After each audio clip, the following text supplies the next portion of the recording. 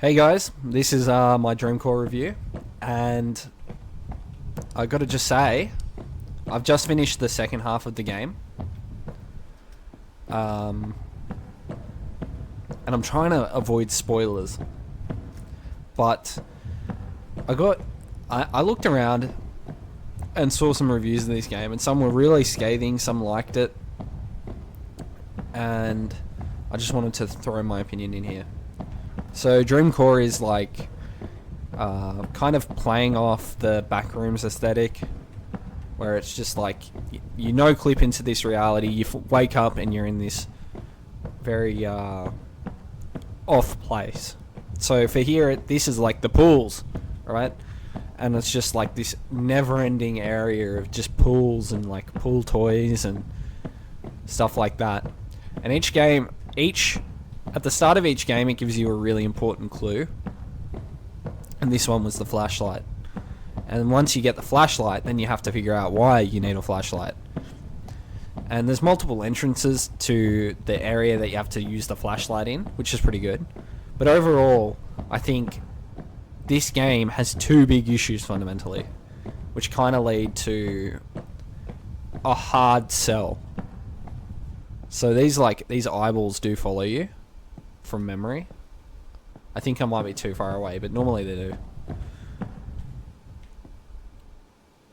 So I'm just trying to trick it into thinking I'm not looking at it. Okay. Doesn't work, but they do it. Like a lot of them do it. The two fundamental issues is there's not enough clues, which can lead to like frustration. And the other issue is this is the whole game in its entirety. So, you know, the reason why I say there's not enough clues is because at the start of the game, the first playthrough, it took me fucking like 4 hours. It took me 4 hours to get to it. To find the flashlight. And I kind of had I had to look up a guide, and I did find that I found the way that you do get the flashlight, and then I did some more digging because I still couldn't find it, and there was actually a bug, and the bug is I'm trying to be vague so I don't ruin it for anyone, but the bug is like an audio cue, and you can like follow that audio cue and you'll find the flashlight. But since it's randomly spawning location of the flashlight, you can find the bug's issue is that it will play that audio cue in everywhere that it can spawn. So I was practically screwed. So it took me an extra 3 hours because of it. Which, if you don't encounter the bug, you're in pretty good state. But if you encounter it, you're like gonna aimlessly wander around the back rooms, just trying to locate something that doesn't exist. Now, this is kind of sold as a horror game. Does it have scary moments? Yes, but it's not fundamentally like it's not like Doom 3 or what's another example? Doom 3. I'm just showing my age with that example, but it's not like Doom 3. It's not like Outlast or any game like that where there is a looming threat that follows you around. It's more so just the setting in of itself is the horror, right? Like you can't escape. It kind of enthralls you the first time you play it. You find yourself like looking. I found myself at least looking behind because I thought I heard something behind me. It does have the occasional jump scare, which is not. It's not like a good or a bad thing.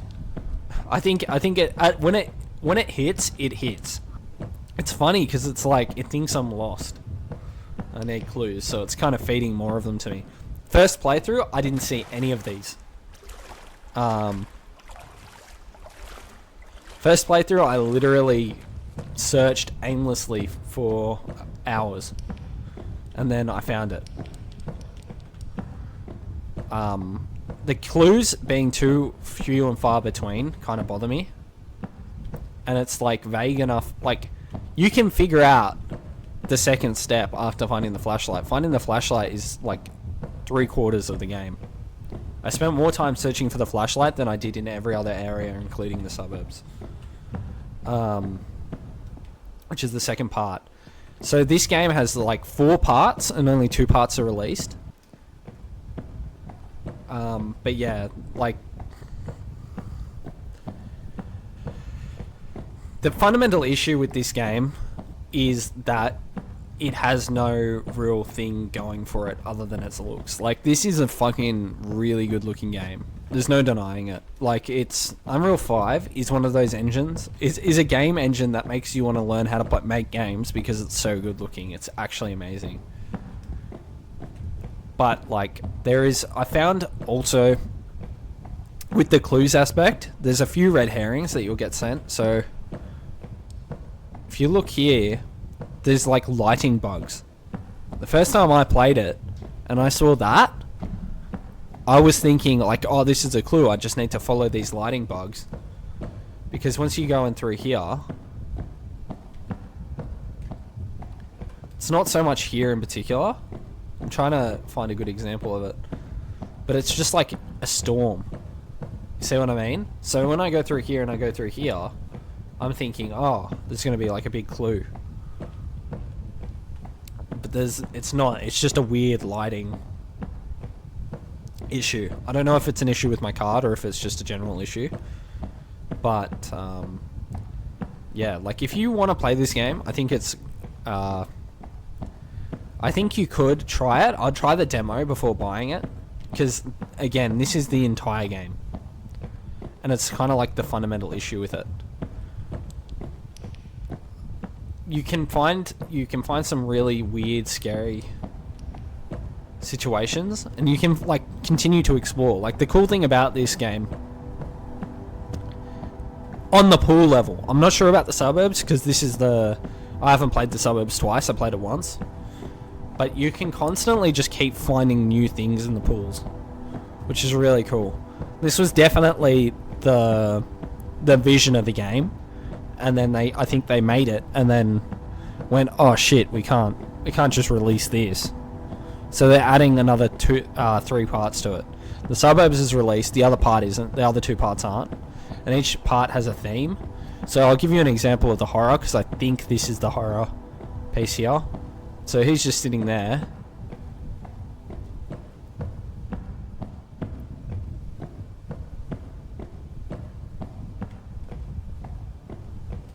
Wow. Okay. Very cool.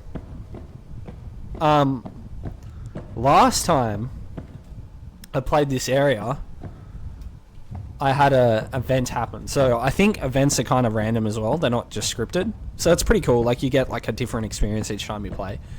But the replay factor of this game, I'm not sure if it's that high, because you're just not doing anything. There's no inherent challenge to it.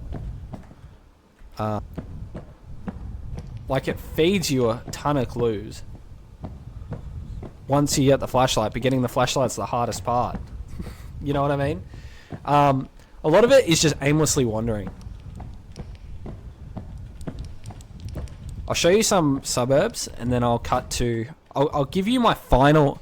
I'll cut now to my final thoughts right after finishing the game. Finishing this section. And I will just show you the suburbs right after, okay?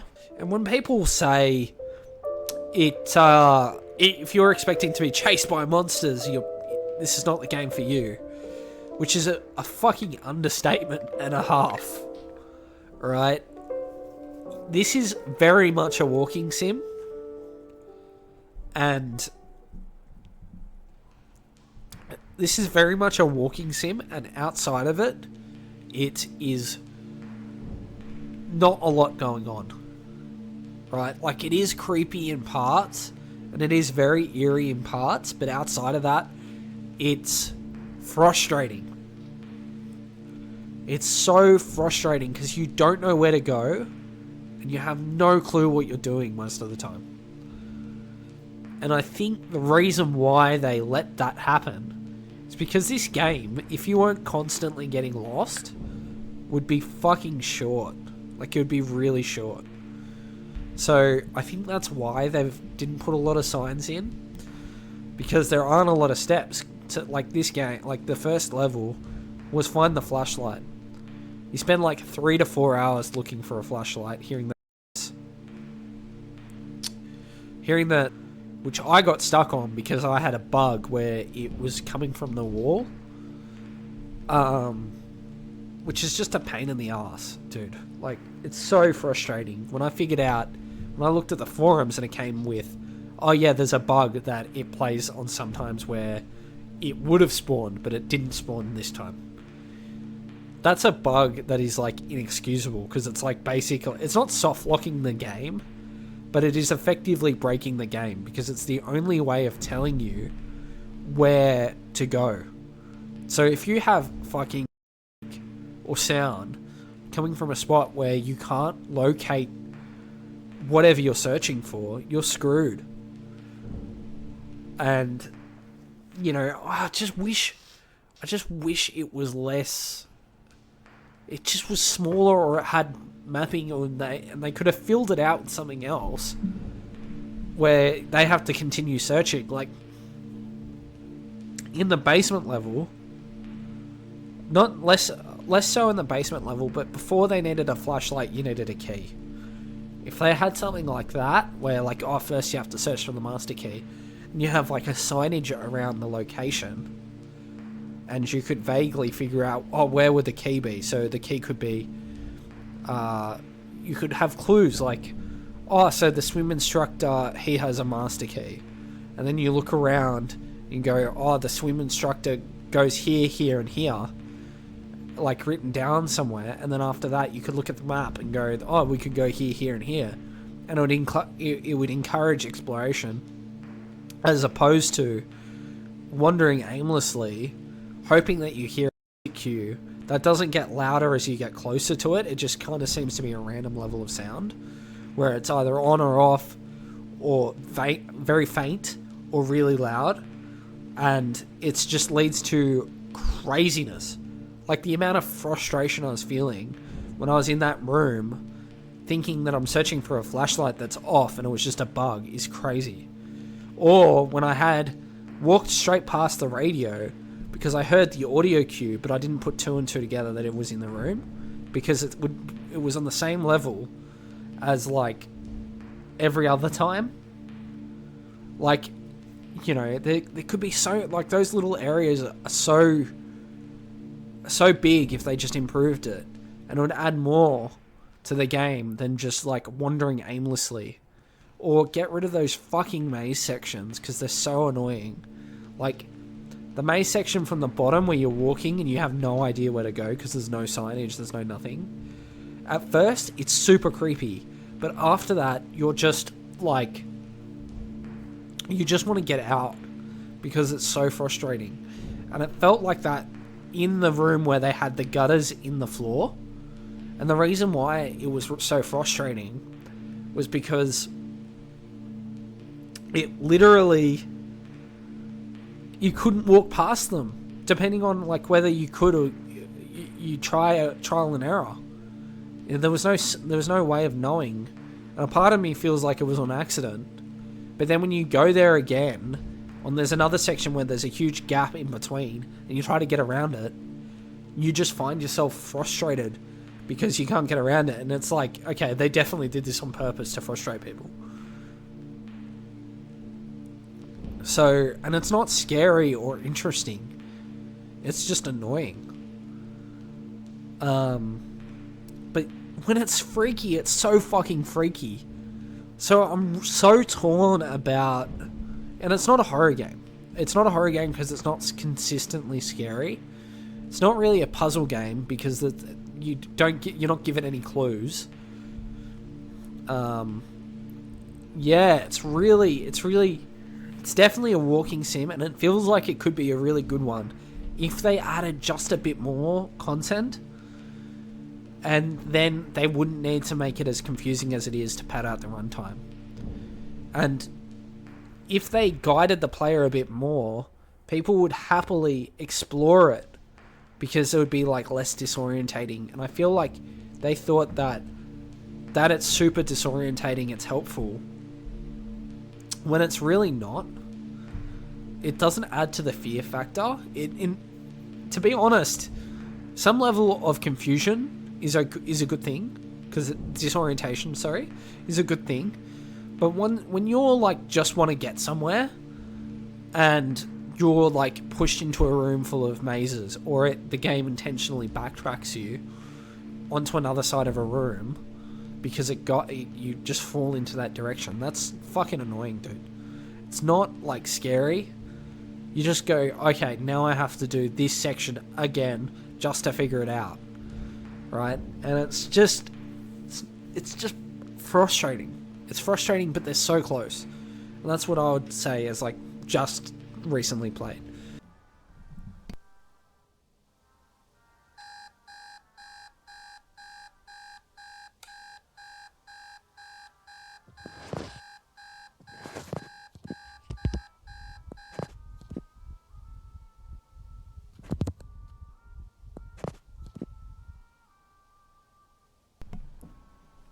That's the intro to the suburbs. So, similar idea. You look around, you go, wowie wow wow. We're in, like, suburban hell from the 1950s. So you're thrown into it, you don't know where to go, don't know what to do. First thought is to go into these houses and just see what's up. And you'll have a quick look around. Yep, it's a house. They all look a bit similar to this. My biggest issue with the suburbs is it's not nearly as scary. They've leaned a lot more into the puzzle aspect. It's a lot easier than the pools, in the sense that it's a lot easier to get the next clue and then get the next clue and then get the next clue. But you just leave... I left the suburbs a lot less fulfilled than I left the pools. Which is funny, because I'm trying to avoid the clues. But yeah, it just felt less fulfilling, because the first half, it feeds you a lot of clues and you're like, oh, okay, so I do this, and then I go somewhere else, and then I do that. And after all that, you go, what now?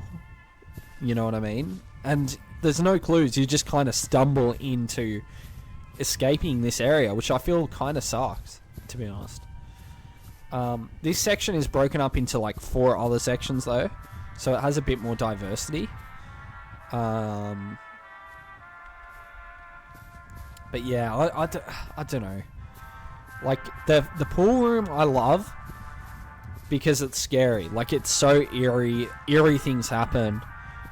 And with this one, it really is leaning so far into the puzzle area and kind of ignoring the weird horror aesthetic of it all. Like, don't get me wrong, this is probably a bit unsettling if you live in America and this is a bit more familiar, where like you have a lot of planned housing and stuff. But as an Australian, I see this as a bit of a oddity rather than, you know, a normal slightly off uncanny thing. Don't get me wrong, we do get the newer suburbs are more planned like this, but completely different. And the later ones are kind of get a bit closer to places that I have lived, but nothing that terrifies me. Like, this doesn't scare me in one bit. So, you know, if you like it's going to come off as like a dick thing to say, but if you like aimlessly wandering and just soaking in the atmosphere, this is a good game for you. But if you want to experience a good horror game or a really good story, this is not going to be the game for you. And if you wanted I was thinking before, like, what is the advantage to this over Edith Finch? The Story of Edith Finch. I forgot the name, but that is a complete walking simulator. Like, no denying that. But I felt a lot more engaged because there was a story that was unraveling during it, and it did have an atmosphere. It did have all these things, and you wanted to, like, unravel it. With this, I felt like in parts I was just frustrated because I didn't have any sense of direction. And, you know, like, this is a great example of it, right? Like, if you don't find the clues, if you don't accidentally stumble upon them, you're kind of shit out of luck, man. And you're going to just be walking around aimlessly. And if you do that for long enough, you're going to end up frustrated. Because there is nothing else to do other than find clues and then follow up on them. If you don't follow up on them, you're going to have a miserable experience. The reason why the Steam reviews on this game are either like best game ever or like worst game I've ever experienced is in due to the fact that they kind of market this game as scary when really it has scary moments, but it's just a walking simulator. Where this is the game. It's the atmosphere. Is it enough to carry the game? I don't think so. I think with the pools, if the pools gave you more clues, I think it would be great. But then they would have to include like extra steps. I kind of talked about that when I had just finished the game, but you know, would I recommend it? Try the demo. Just see. This is a hard game to review because there's so little in it. It's just, this is it. I keep saying it, but this is it, man. Like, you look around and then you go, wow, what a game. Like, no, it sounds a bit harsh, but you know, at the end of the day, this costs money. And there are other experiences that cost money that you'll probably might have a better time with. But with that being said, if you just want to get thrown into like an eerie place and try to figure your way out, I think you should give the demo a shot and then try this. And then buy it if you enjoy it. Because I'm not gonna lie, when I first entered it, I was kind of disappointed. Just purely and simply because I thought it would be scarier. I thought there would be a lot more stuff to engage with as opposed to this. There are 2 parts coming, or 3 parts. 2 parts seem like they're planned. The third part kind of just they haven't put any thought into it yet. That should be coming out later this year.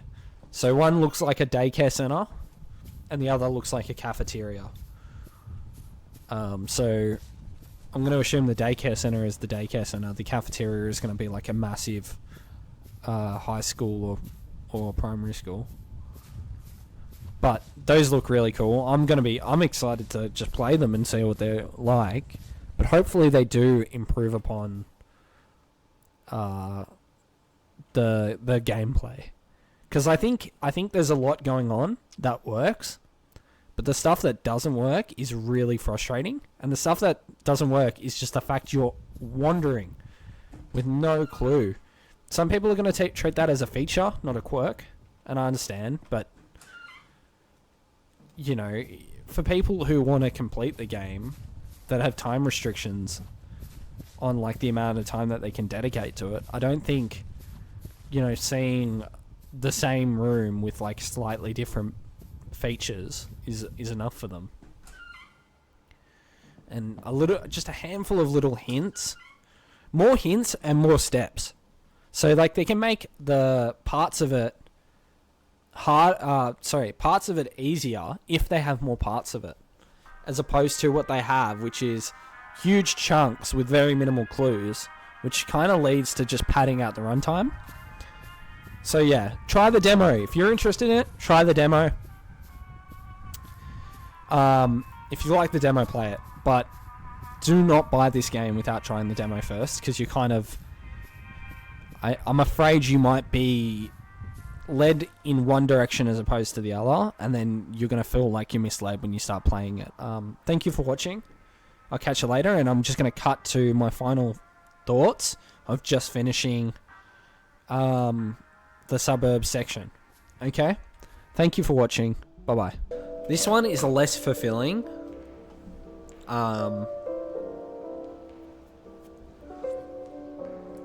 Then